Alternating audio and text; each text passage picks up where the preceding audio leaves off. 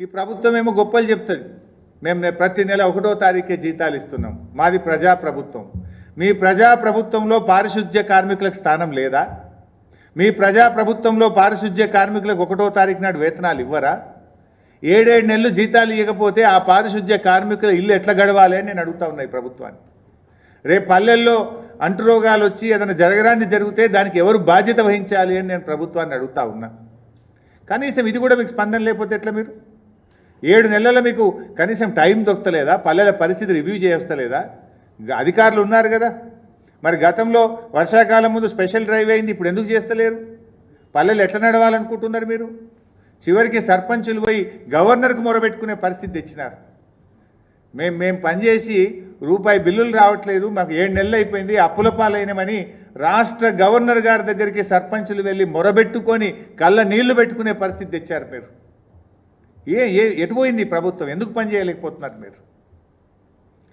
ఇలా వేతనాలు అందకపోవడంతో ధర్నాలు చేస్తున్నారు పారిశుద్ధ్య కార్మికులు, ప్రతి చోట ధర్నాలు చేస్తున్నారు, కలెక్టర్లకు మెమోరాండాలు ఇస్తున్నారు, స్థానిక ఎమ్మెల్యేలను కలుస్తూ ఉన్నారు, అయినా కూడా పొందడం లేదు. ఇప్పుడు వాస్తవానికి వర్షాకాలం వస్తే ఏముంటుంది? ఫాగింగ్ చేయాలి, దోమలు అరికట్టడానికి ఫాగింగ్ చేయాలి, పెరిగిన గడ్డిని మీద స్ప్రే చేయడానికి గడ్డి మందు కొనుక్కొచ్చి స్ప్రే చేయాల్సి ఉంటుంది, బ్లీచింగ్ పౌడర్, కొత్త నీళ్ళు వస్తాయి కనుక బ్లీచింగ్ పౌడర్ కలపాల్సి ఉంటుంది. ఇలా గ్రామ పంచాయతీలో డబ్బులు లేక బ్లీచింగ్ పౌడర్ లేదు, ఫాగింగ్ లేదు, గడ్డి మందు లేదు, ట్రాక్టర్ల డీజిల్కు పైసలు లేవు, సఫాయి కార్మికులకు జీతాలు లేవు, మొత్తం అస్తవ్యస్తమైపోయినటువంటి పరిస్థితి. అంటే ప్రజాపాలన అంటే పల్లెలు ప్రజాపాలనలో భాగం కాదా?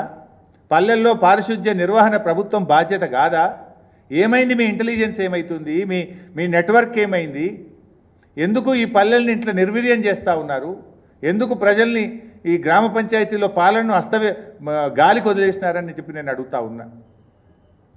ముందస్తు చర్యలు తీసుకోవాల్సింది పోయి, స్పెషల్ డ్రైవ్ చేయాల్సింది పోయి, రెగ్యులర్గా ప్రతిరోజు జరిగే శానిటేషన్ కూడా బంద్ అయిపోయింది ఈరోజు.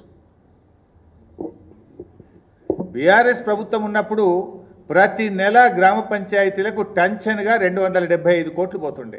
Every month 275 crores ఇచ్చేవాళ్ళం. సంవత్సరానికి 3,330 కోట్లు పల్లె ప్రగతి మీద బీఆర్ఎస్ ప్రభుత్వం ఖర్చు పెట్టింది. 3,330 కోట్లు ప్రతి సంవత్సరం పల్లెల్లో అభివృద్ధి కోసం, పారిశుద్ధ్య నిర్వహణ కోసం 275 కోట్లు ప్రతి నెల ఇచ్చాం. మరి 7 నెలలైతే ఒక్క నెల ఒక్క రూపాయి కూడా ఇవ్వలే మీరు. 7 నెలలు ఇంటూ 275 కోట్లు ఇవ్వాలి కదా. మీరు మాకంటే బాగా చేస్తారని ప్రజలు మీకు కోట్లు వేసినారు. మేము 275 ఇస్తే మీరు 500 కోట్లు ఇస్తారని ప్రజలు ఆశపడ్డారు. ఇంకా బాగా చేస్తారని ప్రజలు ఆశించారు. కానీ ఏమైపోయిందంటే ఏదో కొండ నాలుకకు మందేస్తే ఉన్న నాలుక పోయినట్టు ఇచ్చే 275 కోట్లు కూడా మీ ప్రభుత్వంలో బంద్ అయిపోయినాయి. అదేవిధంగా మేము పట్టణాల్లో కూడా, మున్సిపాలిటీలకు కూడా ప్రతి సంవత్సరం 1,700 కోట్లు రాష్ట్ర ప్రభుత్వం ఇచ్చేది.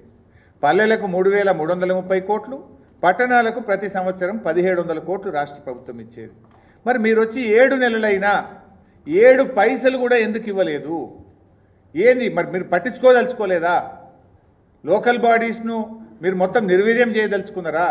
స్థానికులు ఒకసారి ఎంత అద్భుతంగా ఉన్న పల్లెలు కుప్పకూలితే మళ్ళీ దాన్ని మెరుగు